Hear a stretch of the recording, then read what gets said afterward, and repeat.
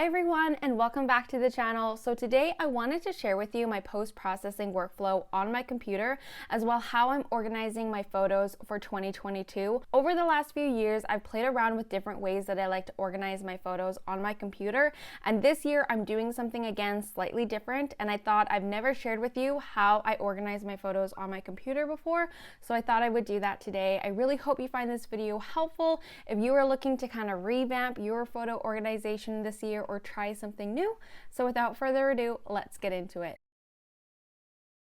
Alright, so before we get into how I'm organizing my photos for this year, let's just quickly look back at previous years and how I've organized it before. So if we go into 2020, this is how I organized my photos in 2020. As you can see, basically anytime I went out to do a photo shoot or take photos, I organized them this way. So all of 2020's photo shoots are just kind of at a glance right here in front of you. And when you go into like a specific folder, just to show you like my post-processing workflow. So whenever I get home from a photo shoot, normally the night of or the day of, when I get home from it, I will take all of the photos on like the SD card, and I will create a folder on whatever year that we did the photo shoot under. So like for 2020, I would create a folder for the photo shoot, and then one of the first folders that I create is the raw photos folder.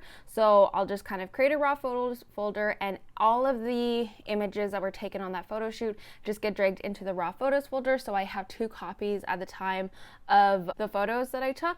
And then in the raw photos folder, typically what I like to do is there'll be another folder within it where it's the required edit folder that you can see here at the bottom. And that's just any of the photos that I find within the photo shoot that I want to edit in Lightroom, I will pull into the required edit folder, and those are the photos that I will edit. Now, it isn't until recently that if there isn't a lot of photos, then sometimes I'll just bring them all into Lightroom and I'll select it from there. But if there is a lot of photos, then I will kind of go through and cull them. I just use whatever software I have on my MacBook, and a lot of times what I'll just do is in the required edit is I just tag it with the purple. And those are the ones that I will post-process further in Lightroom. You can, of course, get software like Photo Mechanic where you can cull the photos a lot faster, a lot better, but I don't have like thousands and thousands in most cases to cull through, so I just kind of use the MacBook software that I just existingly already have. After the raw photos is created, when I go to edit in Lightroom, what happens is I create a new catalog in Lightroom, and when I create a new catalog under this photo shoot, this folder will get created, and this is the catalog for all of my Lightroom photos that get edited.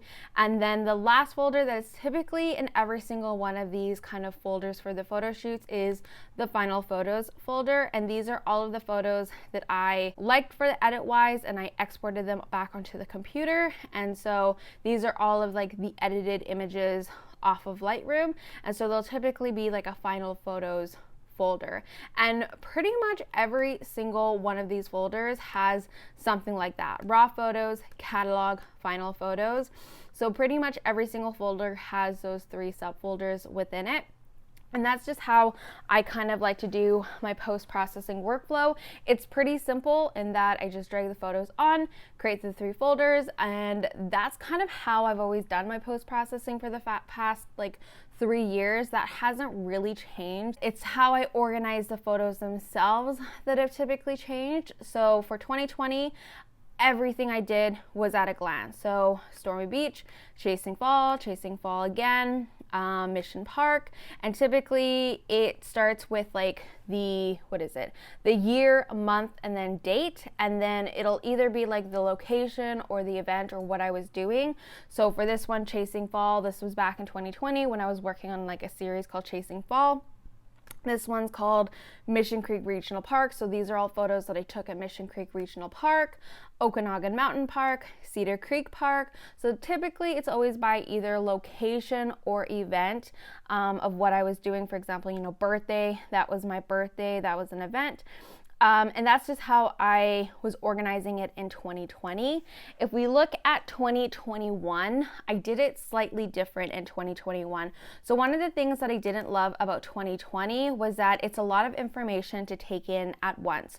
You're looking at all of these folders, and sometimes it can just be too much to try to figure out a specific photo that I'm trying to find it in all of these folders. It was just a bit much. And so in 2021, what I decided to do was create actual folders for every single month for 2020. So from January all the way to December, there was a folder for every single month. And if you go into the monthly folder, these are all of the photos that I did in that month. So in January, I was doing a lot of indoor photography to do with like stop motion and splash photography and stuff like that. And so again, it was all organized according to kind of, year, month, day is how I always organized it in 2020 and 2021. And then you have, coffee photography, and it was more descriptive, like what I was doing, the location or the event. So we've got coffee photography, Athens, stop motion, what else? We have food, dye, and water. So it was kind of along the lines of that. And so every single month, that's what it looked like. So January, that's what I did. February, again, year, month, day. And I did that for every single month for 2021. So that's how I organized my photos for 2021. Now, if we get into 2022, so of course, 2022 just started, so I don't have a ton in here quite yet, but what I've decided to do is I've actually decided to go back to how I used to do it in 2020. So I'm going to have like in 2020, I'm going to have all of these folders, but in 2022, I'm basically doing the exact same, but I've changed a couple things. So one is I'm actually going month, day, year instead of year, month, date. And then the second thing is because I am experimenting more with like film and video this year, I'm also going to be doing like the date, and then if it was a film, if it was stills, or if it was like both, and then what either the event or the location or what I was doing with those photos. So in this one, this was like a mini film when I was making these carrot cake cupcakes as an experiment. This is another mini film that I had created that's over on my Instagram of when I was making chocolate chip cookies. This is another one. This one is the ultrasound that I had just created from Ultrasound Day. Again, this was a film. And so I'm going to kind of experiment with organizing it this way.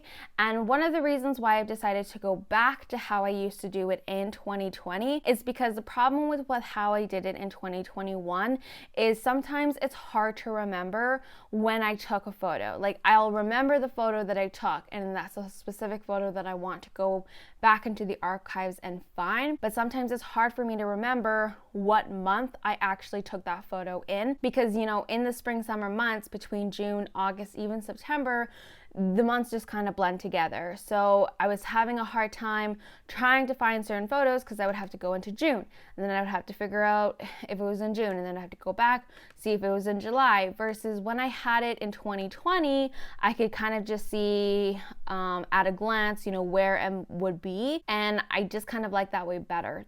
So that's why for 2022, I've decided to go back to how I used to do it, where I'll just have all of the folders at once. And then this baby one is actually all of the collection of like videos and photos I've been collecting since the beginning of my pregnancy, because after every ultrasound and prenatal appointment and stuff like that, I just create a little video or a little memo for myself.